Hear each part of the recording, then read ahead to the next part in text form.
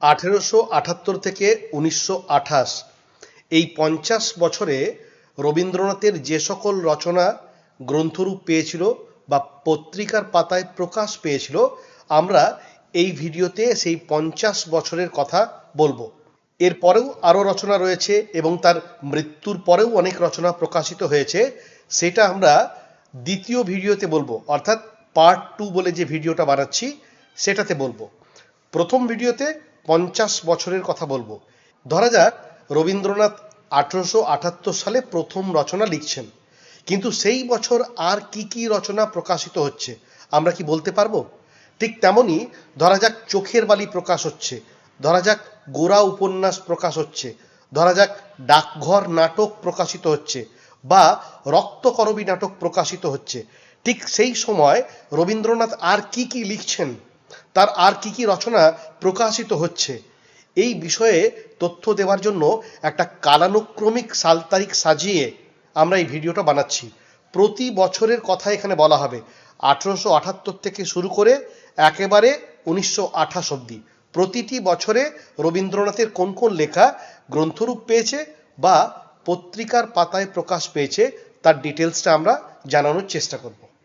যেমন প্রথমেই বলবো, রবীন্দ্রনাথের জীবনের প্রথম মুদ্রিত যে গ্রন্থ সেটার নাম হলো কবি কাহিনী।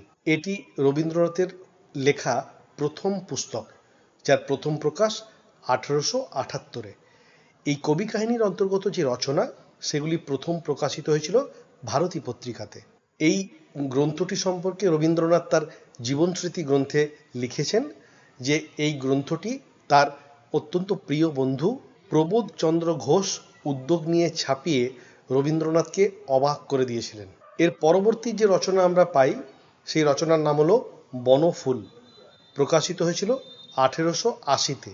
জানা যায় যে জ্ঞানাঙ্কুর ও প্রতিবিম্ব পত্রিকার পাতায় এই রচনার কয়েকটা অংশ ছাপা হয়েছিল, তারপর সেটা গ্রন্থরূপ পায়। অর্থাৎ 1878 এবং 1880 এই দুটি বছরে রবীন্দ্রনাথ একটি করেই রচনা প্রকাশ করেছেন যা গ্রন্থরূপ পেয়েছে। এরপর আমরা চলে আসি 1881। এই 1881-তে রবীন্দ্রনাথ বেশ কয়েকটি গ্রন্থ প্রকাশ করেন। কি কি সেই গ্রন্থের নাম? প্রথম যে গ্রন্থের কথা বলবো সেটা হলো বাল্মীকি প্রতিভা, প্রথম গীতিনাট্য। তারপর প্রকাশিত হয় ভগ্ন হৃদয়, প্রথম গীতি কাব্য। এই ভগ্ন হৃদয়ের অন্তর্গত যে রচনা সেটি ভারতী পত্রিকাতে ধারাবাহিকভাবে প্রকাশিত হয়েছিল বলে জানা যায়। এই বছরেই প্রকাশিত করেছিলেন রুদ্রচণ্ড নামের নাটিকা। বলা ভালো এটাই রবীন্দ্রনাথের লেখা প্রথম নাটক। এই প্রথম নাটকের পর রবীন্দ্রনাথ প্রকাশ করেন ইউরোপ প্রবাসীর পত্র। এই গ্রন্থটি 1881 সালের অক্টোবর মাস নাগাদ প্রথম গ্রন্থরূপ পায়। প্রসঙ্গত উল্লেখ্য যে ইউরোপ প্রবাসীর পত্রগুলি এর আগে ভারতী পত্রিকায় প্রকাশ হয়েছিল এবং এটি রবীন্দ্রনাথের লেখা প্রথম গদ্য পুস্তক। এরপর আমরা চলে যাব 1882 সালে। 1882-তে রবীন্দ্রনাথ প্রথম প্রকাশ করছেন সন্ধ্যা সঙ্গীত কাব্যগ্রন্থ। প্রসঙ্গত বলা প্রয়োজন যে এই কাব্যগ্রন্থের অনেকগুলি কবিতা ভারতী পত্রিকায় প্রথম প্রকাশিত হয়েছিল এবং জানা যায় যে এর অন্তর্গত দুদিন নামক যে কবিতা রয়েছে সেখানে রবীন্দ্রনাথ নিজের নাম ব্যবহার করেছিলেন দিকশূন্য ভট্টাচার্য, এই ছদ্মনাম ব্যবহার করেছিলেন। এই কাব্যগ্রন্থের পর প্রকাশিত হয় কাল মৃগয়া নামক রবীন্দ্রনাথের গীতিনাট্য। জানা যায় যে এই নাটকের প্রথম অভিনয় হয় দেবেন্দ্রনাথ ঠাকুরের জোড়াসাঁকোর বাড়িতে 1882 সালের ডিসেম্বর মাসে। এই যে কাল মৃগয়া নামক নাটক, এর অধিকাংশ রচনা প্রথম ছাপা হয়েছিল জ্ঞানদানন্দিনী দেবী সম্পাদিত বালক পত্রিকাতে। এরপর আমরা চলে আসি 1883 সালে। এই সময় রবীন্দ্রনাথ প্রকাশ করছেন নিজের লেখা প্রথম উপন্যাস। উপন্যাসটির নাম বউ ঠাকুরানীর হাট। উপন্যাসটি প্রথম প্রকাশিত হয় ভারতী পত্রিকার পাতায়। প্রসঙ্গত বলা প্রয়োজন যে এই বউ ঠাকুরানীর হাট উপন্যাস অবলম্বনে রবীন্দ্রনাথ পরবর্তীকালে প্রায়শ্চিত্ত নাটক লেখেন। আবার সেই প্রায়শ্চিত্ত নাটক পুনরায় লিখিত হয়ে পরিত্রাণ নামক নাটকের রূপ নেয় এবং নতুন গ্রন্থরূপ পায়। বউ ঠাকুরানীর হাট প্রকাশিত রূপে প্রথম উপন্যাসের কথা হলেও এর আগে রবীন্দ্রনাথ একটি উপন্যাস লিখেছিলেন যার নাম করুণা। এই করুণা উপন্যাসটি ভারতী পত্রিকায় প্রথম প্রকাশিত হয়েছিল, যার কোনো মুদ্রিত গ্রন্থরূপ পাওয়া যায় না। এই বছরেই প্রকাশিত হয় প্রভাত সঙ্গীত নামক কাব্যগ্রন্থ। একই সাথে প্রকাশিত হয়েছিল রবীন্দ্রনাথের প্রথম প্রবন্ধ পুস্তক বিবিধ প্রসঙ্গ নামক গ্রন্থ। এই যে বিবিধ প্রসঙ্গ নামক গ্রন্থ, এর রচনাগুলি ভারতী পত্রিকার পাতায় প্রথম প্রকাশিত হয়েছিল, পরে গ্রন্থরূপ পায়। এরপর আমরা চলে আসব 1884 সালে। মনে রাখতে হবে 1884 সাল মানে এই সময় রবীন্দ্রনাথের বয়স প্রায় 23 বছর। এই বছর প্রথম যে গ্রন্থ প্রকাশিত হচ্ছে তার নাম ছবি ও গান, কবিতার গ্রন্থ। তারপর তিনি প্রকাশ করছেন প্রকৃতির প্রতিশোধ নামক নাট্যকাব্য। ঠিক এরই পরে প্রকাশিত হচ্ছে নলিনী নামক নাটক। তারপর প্রকাশিত হচ্ছে শৈশব সঙ্গীত। এই শৈশব সঙ্গীতের অধিকাংশ কবিতা ভারতী পত্রিকায় প্রথম প্রকাশিত হয়েছিল। এই বছরেই আবার প্রকাশিত হচ্ছে ভানু সিংহ ঠাকুরের পদাবলী। এই ভানু সিংহ ঠাকুরের যে কবিতা, এর মধ্যে অধিকাংশ কবিতাই ভারতী পত্রিকার পাতায় প্রথম ছাপা হয়। এরপর চলে আসছি আমরা 1885। 1885-তে প্রথম প্রকাশিত রচনা হলো রামমোহন রায় নামক প্রবন্ধ। এই যে প্রবন্ধটি, এটি প্রথম পাঠ করা হয়েছিল কলকাতা সিটি কলেজের শরণার্থ সভায়। পরবর্তীকালে আমরা দেখতে পাই ভারতী পত্রিকার পাতায় এই প্রবন্ধ ছাপা হয় এবং তারও পরবর্তীকালে এই একই প্রবন্ধ তত্ত্ববোধিনী পত্রিকাতে প্রকাশিত হয়েছিল। আমরা দেখতে পাই যে চারিত্র পূজা নামক যে রবীন্দ্রনাথের গ্রন্থ, সেই গ্রন্থের প্রথম দুটি সংস্করণে এই প্রবন্ধটিকে অন্তর্ভুক্ত করা হয়েছিল। পরবর্তীকালে সেই গ্রন্থ থেকে এই প্রবন্ধকে বর্জন করা হয়। এরপর এবছর প্রকাশিত হয় আলোচনা নামক প্রবন্ধ। এই আলোচনা নামক প্রবন্ধের কয়েকটি প্রবন্ধ ভারতী পত্রিকায় প্রকাশিত হয় এবং কয়েকটি প্রবন্ধ নবজীবন নামক পত্রিকাতে প্রথম প্রকাশিত হয়েছিল। সময়কালটা হলো 1885 এপ্রিল মাস। এই বছরেরই একদম শেষে প্রকাশিত হচ্ছে কি রবীন্দ্রনাথের লেখা গানের বই রবির ছায়া। বলা প্রয়োজন যে রবীন্দ্রনাথের লেখা গানের এটাই প্রথম পুস্তক।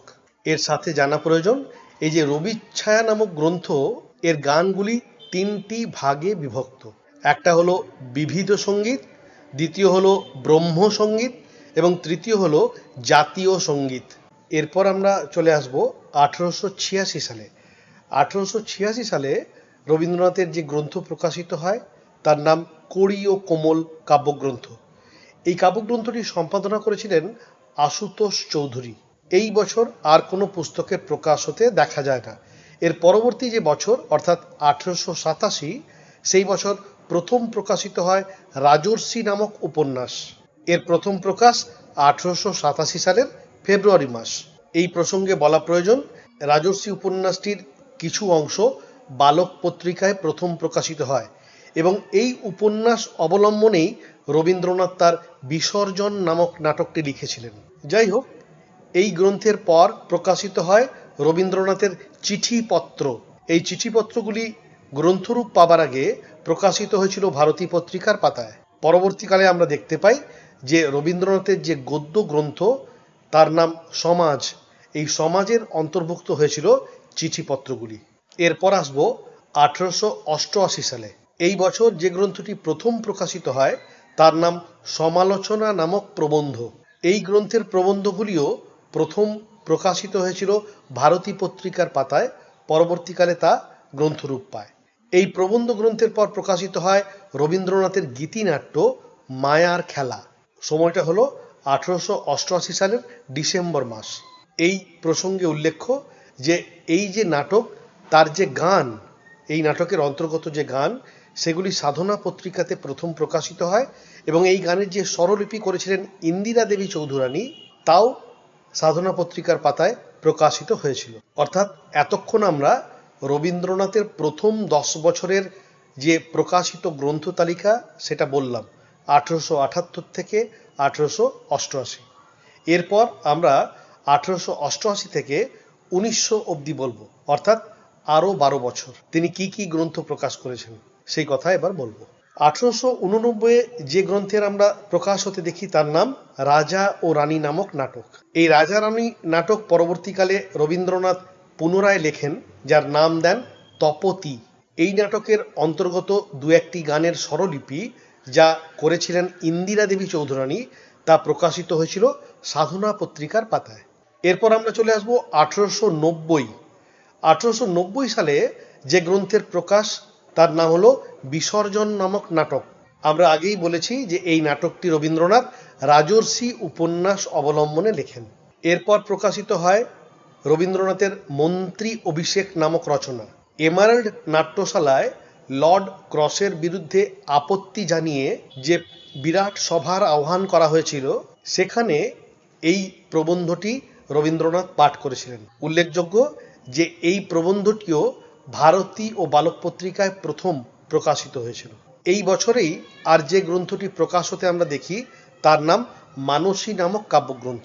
এর পরের বছর অর্থাৎ 1891 এবছর রবীন্দ্রনাথ একটাই গ্রন্থের প্রকাশ করছেন, যার নাম ইউরোপ যাত্রীর ডায়েরি। এর পরের বছর অর্থাৎ 1892 প্রকাশিত হচ্ছে রবীন্দ্রনাথের চিত্রাঙ্গদা। এই চিত্রাঙ্গদার অন্তর্গত যে ছবিগুলি ছিল তা এঁকেছিলেন অবনীন্দ্রনাথ ঠাকুর। এরপর এই বছরেই প্রকাশিত হয় গোড়ায় গলদ নামক প্রহসন। এই প্রহসনটির অভিনয়যোগ্য যে সংস্করণ প্রকাশিত হয় তার নাম হলো শেষ রক্ষা। জানা যায় এই রচনাটি প্রকাশিত হয়েছিল হিতবাদী পত্রিকায়। এরপর বলবো 1893 সালের কথা। এই বছর যে গ্রন্থটি প্রকাশিত হয় তার নাম গানের বহি ও বাল্মীকি প্রতিভা। এই গ্রন্থটিতে মোট 352টি গান ছিল, প্রথম সংস্করণ যেটা ছাপা হয়। এরপর 1893তেই রবীন্দ্রনাথ প্রকাশ করছেন ইউরোপ যাত্রীর ডায়েরির দ্বিতীয় খণ্ড।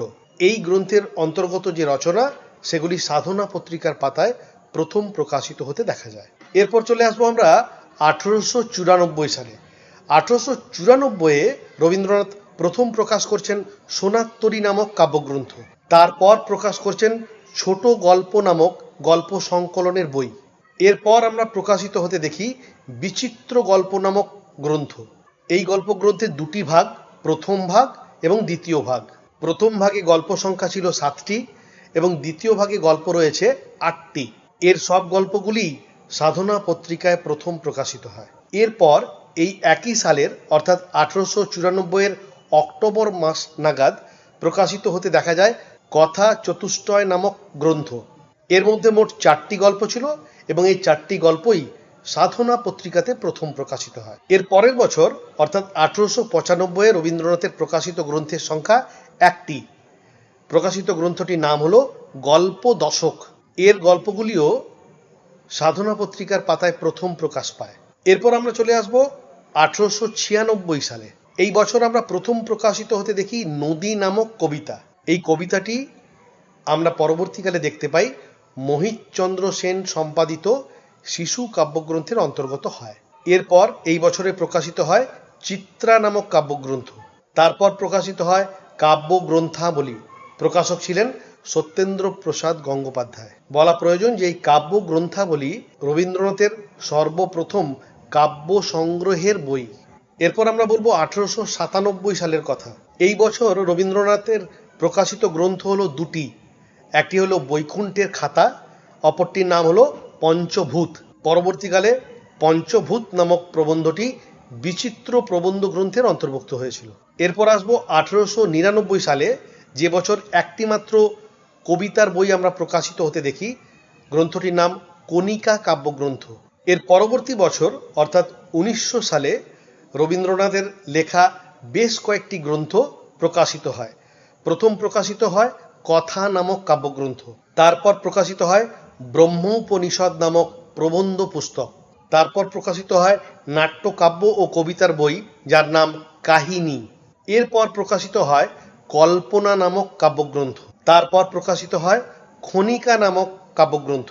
এবং এই বছর যে শেষ গ্রন্থ প্রকাশিত হয় তা হলো গল্পগুচ্ছের প্রথম খণ্ড, যেখানে মোট 53টি গল্প ছিল।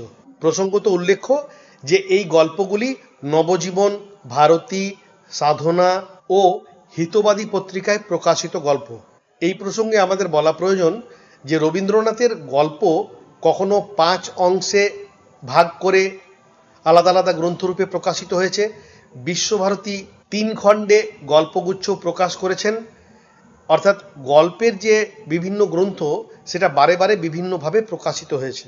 অর্থাৎ দেখা যাচ্ছে যে আমরা 1878 থেকে শুরু করে 1900 সাল অবধি রবীন্দ্রনাথের লেখা যতগুলি গ্রন্থ প্রকাশিত হয়েছিল সেই সম্পর্কে আমরা তথ্য দেওয়ার চেষ্টা করলাম। এরপর আমরা চলে আসবো 1901 সালে।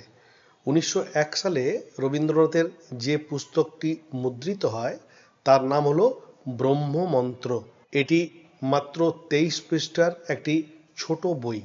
এরপর এই বছরেরই মার্চ মাসে প্রকাশিত হয় গল্প, অর্থাৎ গল্পগুচ্ছের 2য় খণ্ড প্রকাশিত হয়।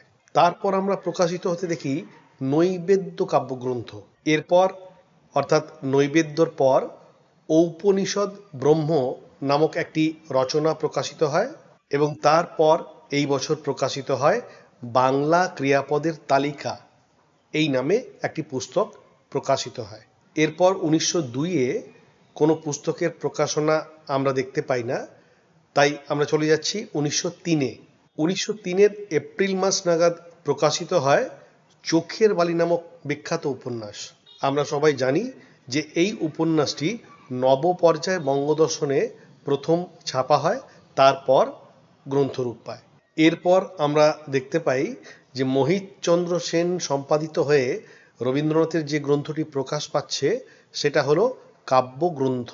এই গ্রন্থটির মোট 9টি ভাগ ছিল। এই কাব্যগ্রন্থের পর রবীন্দ্রনাথের যে রচনাটি প্রকাশিত হয় সেটি হলো কর্মফল নামে গল্প। 1903 সালের ডিসেম্বর মাস নাগাদ এই গল্পটি প্রথম প্রকাশিত হয়। এরপর 1904-এ প্রকাশিত হয়েছিল রবীন্দ্র গ্রন্থাবলী, লেখা ছিল হিতবাদীর উপহার।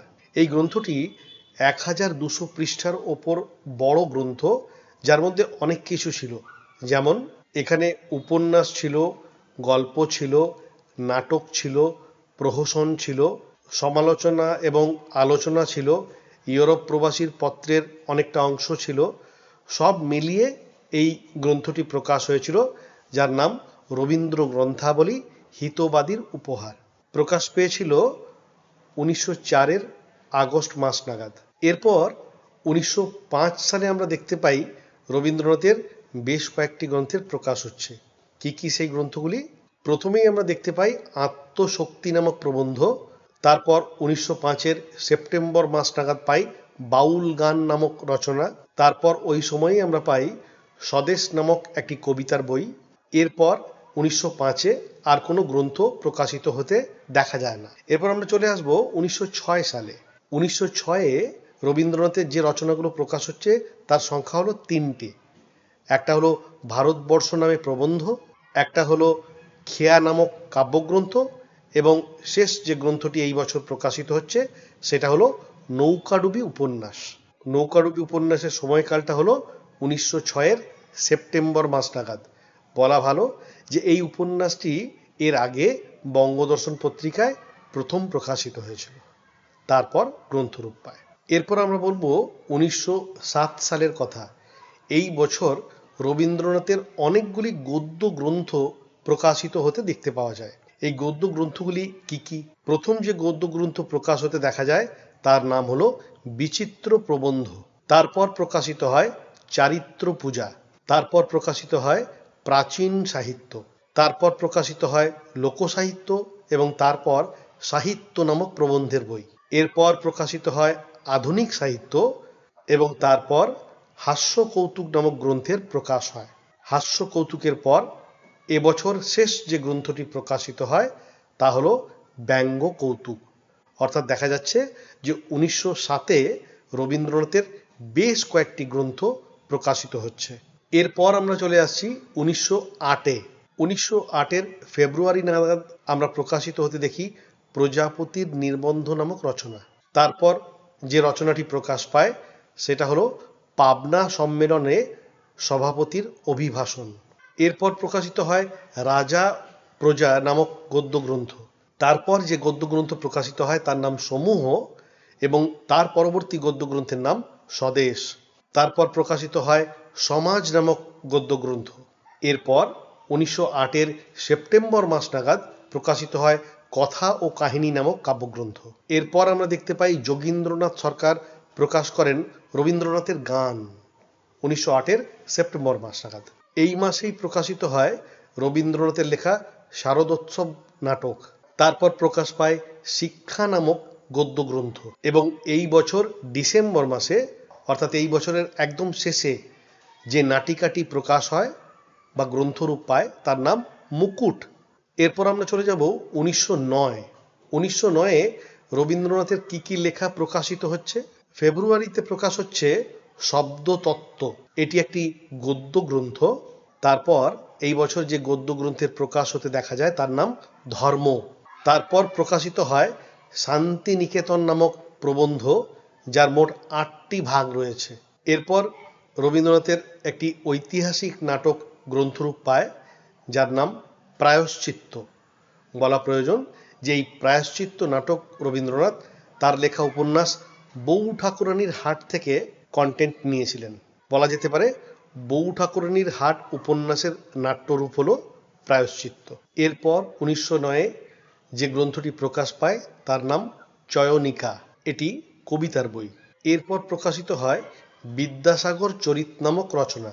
পরবর্তীকালে এই বিদ্যাসাগর চরিত চারিত্র পূজা নামক গ্রন্থের অন্তর্ভুক্ত হয়েছিল। 1909-এ শেষ যে গ্রন্থটি প্রকাশ পায় সেটি হলো শিশু নামক কাব্যগ্রন্থ। এরপর আমরা চলে যাব 1910 সালে। 1910-এ রবীন্দ্রনাথের যে প্রথম রচনা প্রকাশিত হতে দেখা যায় তা হলো শান্তিনিকেতন নামক প্রবন্ধ। এই প্রবন্ধ গ্রন্থের 3টি ভাগ ছিল। এরপর 1910-এর ফেব্রুয়ারি মাস নাগাদ প্রকাশিত হয় গোরা উপন্যাস, 2টি খণ্ডে প্রকাশিত হয়েছিল। প্রসঙ্গত উল্লেখ্য যে গোরা উপন্যাস গ্রন্থরূপ পাবার আগে প্রবাসী পত্রিকায় ধারাবাহিকভাবে প্রকাশিত হয়েছিল। এরপর অর্থাৎ গোরা উপন্যাসের পর রবীন্দ্রনাথের যে কবিতা ও গানের গ্রন্থ প্রকাশিত হয় তার নাম গীতাঞ্জলি। বলা প্রয়োজন 1912-তে লন্ডনের ইন্ডিয়ান সোসাইটি কর্তৃক এই গীতাঞ্জলি গ্রন্থের ইংরেজি অনুবাদ প্রকাশ করা হয়েছিল। এই গীতাঞ্জলি যে কবিতা ও গানের বই, এর মধ্যে মূলত নৈবেদ্য, শিশু, খেয়া, গীতাঞ্জলি, গীতিমাল্য, চৈতালি, কল্পনা, স্মরণ, উৎসর্গ ও অচলায়তনের বিভিন্ন কবিতা স্থান পেয়েছে। এই প্রসঙ্গে আরও বলা প্রয়োজন যে 1914-তে গীতাঞ্জলি কাব্যের হিন্দি অনুবাদ প্রকাশিত হয়েছিল। যাই হোক, এই বছরের শেষে অর্থাৎ 1910-এ গীতাঞ্জলি প্রকাশের পর যে রচনাটি প্রকাশিত হয় সেই রচনাটির নাম হলো রাজা নাটক। 1910-এ এটি রবীন্দ্রনাথের প্রকাশিত শেষ রচনা। এরপর 1911-তে রবীন্দ্রনাথ প্রকাশ করেন আবার শান্তিনিকেতন নামক প্রবন্ধ, যার 2টি ভাগ ছিল এবং নভেম্বর মাস নাগাদ 1911-র নভেম্বর মাস নাগাদ 8টি গল্প এই ধরনের একটি গল্পগ্রন্থ প্রকাশ করেন। বালক বালিকাদের উপযোগী 8টি গল্প চয়ন করে এই গ্রন্থ প্রকাশ করা হয়েছিল। এরপর আমরা বলবো 1912 সালে প্রকাশিত গ্রন্থের কথা। এই বছর অনেকগুলি গ্রন্থ রবীন্দ্রনাথের প্রকাশিত হয়েছিল। জানুয়ারিতে আমরা দেখতে পাই ডাকঘর নাটক, ফেব্রুয়ারিতে পাই ধর্মের অধিকার নামক প্রবন্ধ, মার্চ মাসে আমরা পাই গল্প চারিটি নামক একটি গল্পগ্রন্থ, মার্চ মাসেই আবার প্রকাশিত হয় মালিনী নামক নাটক এবং চৈতালি নামক কাব্যগ্রন্থ, মে মাসে আমরা পাই বিদায় অভিশাপ নামক নাট্যকাব্য এবং 1912-র জুলাই মাসে আমরা পাচ্ছি জীবন স্মৃতি। তারপর অর্থাৎ জীবন স্মৃতির পর প্রকাশিত হয় ছিন্নপত্র 1912-র জুলাইতে। এখানে যে সকল চিঠিপত্র রবীন্দ্রনাথ শ্রীশচন্দ্র মজুমদার ও ইন্দিরা দেবীকে লিখেছিলেন তা প্রকাশ করা হয়েছিল। এরপর 1912 সালের অগস্ট মাস নাগাদ প্রকাশিত হয় অচলায়তন নাটক। বলা প্রয়োজন যে এই অচলায়তন নাটক গ্রন্থরূপ পাবার আগে প্রবাসী পত্রিকায় প্রকাশিত হয়েছিল। এরপর আমরা চলে আসবো 1914-তে। 1914-তে রবীন্দ্রনাথের প্রকাশিত গ্রন্থের সংখ্যা হচ্ছে 6টি। প্রথমেই প্রকাশ হচ্ছে স্মরণ নামক কাব্যগ্রন্থ 1914-র মে মাসে। তারপর প্রকাশ হচ্ছে উৎসর্গ নামক কাব্যগ্রন্থের বই। তারপর প্রকাশ পাচ্ছে কবিতা ও গানের বই গীতিমাল্য, সময়টা হচ্ছে জুলাই 1914 গীতিমাল্যর। তারপর 1914 সেপ্টেম্বরে প্রকাশ হচ্ছে রবীন্দ্রনাথের গানের একটি বই। ঠিক এরই পরে 1914তে প্রকাশিত হচ্ছে গান ও কবিতার বই গীতালি। এবং 1914 ডিসেম্বরে অর্থাৎ বছরের একদম শেষে যে গ্রন্থটি প্রকাশ পাচ্ছে তার নাম ধর্ম সঙ্গীত। এরপর 1915তে যে গ্রন্থটি প্রকাশ পাচ্ছে তার নাম শান্তিনিকেতন। এই গ্রন্থটির একটিই ভাগ, এর আগেও শান্তিনিকেতন নামে গ্রন্থ প্রকাশিত হয়েছে, যার অনেকগুলি ভাগ আমরা দেখতে পেয়েছি। শান্তিনিকেতনের পর যে গ্রন্থটি প্রকাশ হচ্ছে তার নাম কাব্যগ্রন্থ।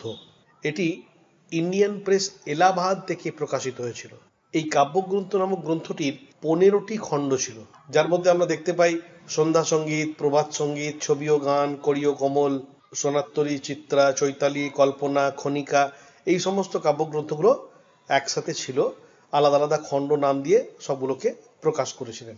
তারপর 1916তে আমরা আবার দেখতে পাই শান্তিনিকেতন নামক প্রবন্ধ গ্রন্থের প্রকাশ। এই প্রবন্ধ গ্রন্থের 3টি ভাগ ছিল। এই প্রবন্ধ গ্রন্থ প্রকাশের পর রবীন্দ্রনাথ প্রকাশ করলেন ফাল্গুনী নামক নাটক। প্রসঙ্গত বলা প্রয়োজন যে এই ফাল্গুনী নাটক সবুজ পত্র পত্রিকায় প্রথম প্রকাশিত হয়েছিল। ফাল্গুনীর পর 1916তে প্রকাশিত হলো ঘরে বাইরে নামক উপন্যাস। এই উপন্যাসটিও সবুজ পত্র পত্রিকায় ধারাবাহিকভাবে প্রকাশিত হয়েছিল গ্রন্থরূপ পাবার আগে। এরপর আমরা 1916তে যে গ্রন্থটি প্রকাশ হতে দেখি তার নাম সঞ্চয়। এটি প্রবন্ধ গ্রন্থের বই। সঞ্চয়ের পর প্রকাশ হয় পরিচয় নামক প্রবন্ধ গ্রন্থ। পরিচয় যে প্রবন্ধ গ্রন্থ, এরপর প্রকাশিত হয় বলাকা নামক কাব্যগ্রন্থ। বলাকা প্রকাশের পর প্রকাশিত হয় রবীন্দ্রনাথের উপন্যাস চতুরঙ্গ।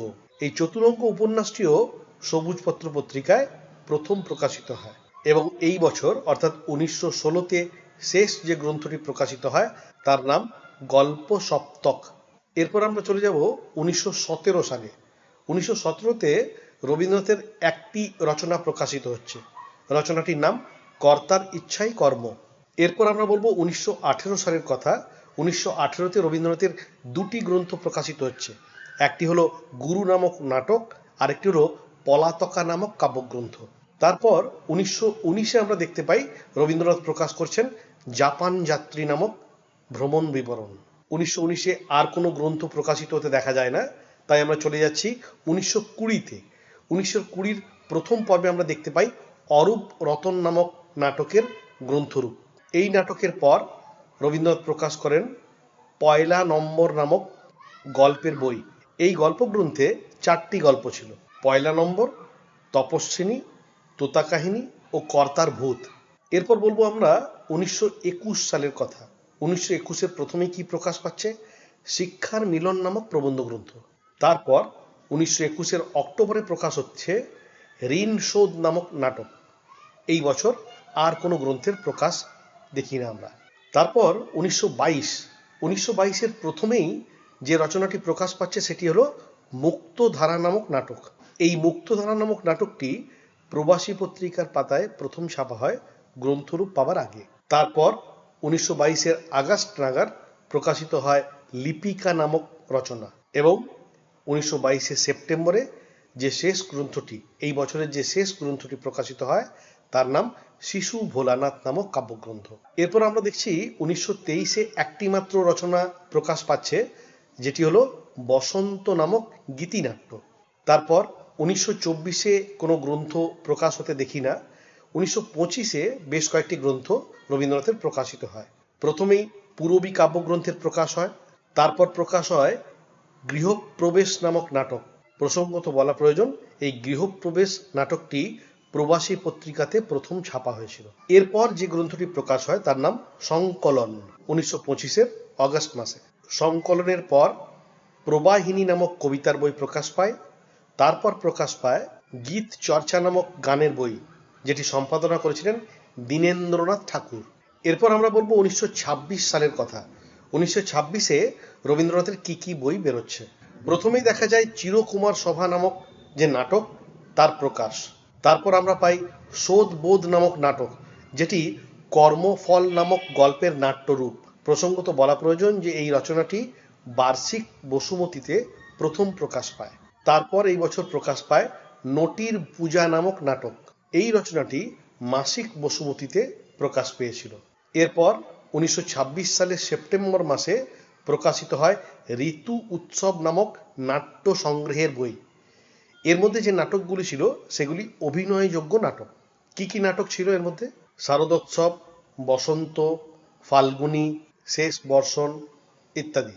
এরপর এই বছর অর্থাৎ 1926-এর ডিসেম্বর মাস নাগাদ যে শেষ রচনাটি আমরা প্রকাশিত হতে দেখি তার নাম রক্তকরবী নামক নাটক। এই রক্তকরবী নাটক গ্রন্থরূপ পাবার আগে প্রবাসী পত্রিকার পাতায় প্রথম মুদ্রিত হয়েছিল। এর পরবর্তী বছর অর্থাৎ 1927-এ প্রকাশিত হয় লেখন নামক কবিতার বই, যার মধ্যে ছোট ছোট কবিতা রয়েছে। এই প্রসঙ্গে কয়েকটি তথ্য উল্লেখ করা প্রয়োজন। এই যে বইটি সেটি হলো অটোগ্রাফ উপযোগী বাংলা ও ইংরেজি কবিতার বই, যেটি হাতের অক্ষরেই ছাপা হয়েছিল। যদি কোনো আগ্রহী পাঠক এই গ্রন্থটির ভূমিকা অংশ পড়ে দেখেন তাহলে দেখবেন সেখানে রবীন্দ্রনাথ নিজেই জানিয়েছেন যে এই লেখনের কবিতাগুলি শুরু হয়েছিল চীনে এবং জাপানে। কাগজে, রুমালে, আরও অন্যান্য বিভিন্ন জায়গায় কিছু লিখিয়ে দেওয়ার জন্য প্রচুর মানুষের কাছ থেকে রবীন্দ্রনাথ অনুরোধ পেয়েছিলেন। তারপর নিজের দেশে ফিরেও এবং অন্যান্য দেশেও একই তাগিদ তিনি পান বা অনুরোধ পান, এবং সেই টুকরো লেখাগুলি যখন একসাথে অনেকটা হয়ে জমে উঠেছিল তখন রবীন্দ্রনাথ এটি ছাপার জন্য উদ্যোগ নেন। তিনি জানতে পারেন যে জার্মানিতে হাতের অক্ষর ছাপার উপায় রয়েছে, অর্থাৎ সেখানে সেই টেকনোলজি তখন চালু হয়ে গেছে, যে কারণে তিনি হাতের অক্ষরের লেখা কবিতাগুলোই গ্রন্থরূপ দিলেন। এই প্রসঙ্গে প্রশান্তচন্দ্র মহলানবিশও জানিয়েছেন যে এই যে কবিতার বই তা তিনি ছাপানোর জন্য উদ্যোগ নিয়েছিলেন রবীন্দ্রনাথের সাথেই বার্লিনে। সময়টা ছিল 1927-এর জানুয়ারি মাস নাগাদ। যাই হোক, 1927-এই আরও যে একটি রচনা প্রকাশিত হতে দেখা যায় তার নাম ঋতুরঙ্গ। এটি রবীন্দ্রনাথের গীতিনাট্যের বই। উল্লেখযোগ্য যে এই রচনাটি প্রথম মাসিক বসুমতী নামক পত্রিকায় প্রথম প্রকাশ পায়, তারপর গ্রন্থরূপ পায়। এরপর আমরা চলে আসবো 1928 সালে। 1928 সালে রবীন্দ্রনাথের একটি মাত্র রচনা আমরা গ্রন্থরূপ পেতে দেখি। রচনাটির নাম হলো শেষ রক্ষা নামক প্রহসন। প্রকাশের সময়টা হলো 1928-এর জুলাই মাস নাগাদ। আমরা আগেও বলেছি এই যে শেষ রক্ষা এটি হলো গোড়ায় গলদ নামক রচনার অভিনয়যোগ্য সংস্করণ, এবং এখানেও বলা প্রয়োজন যে শেষ রক্ষা নামক এই প্রহসনটি প্রথম মাসিক বসুমতীতে প্রকাশ পায়, তারপর গ্রন্থরূপ পায়।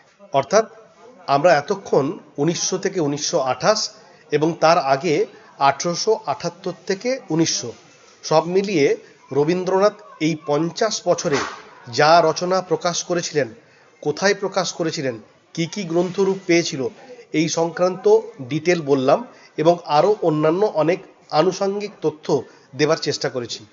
এর পরের ভিডিওতে অর্থাৎ পার্ট 2-তে 1928-এর পরবর্তী রচনা আমরা বলবো এবং মৃত্যুর পর প্রকাশিত রচনার কথা বলবো, কারণ একটা ভিডিওতেই সব কথা বললে ভিডিওটি অত্যন্ত বড় হয়ে যাবে এবং আপলোডিংয়ের অসুবিধা হতে পারে, যে কারণে আমরা এর দ্বিতীয় পার্ট বানাচ্ছি।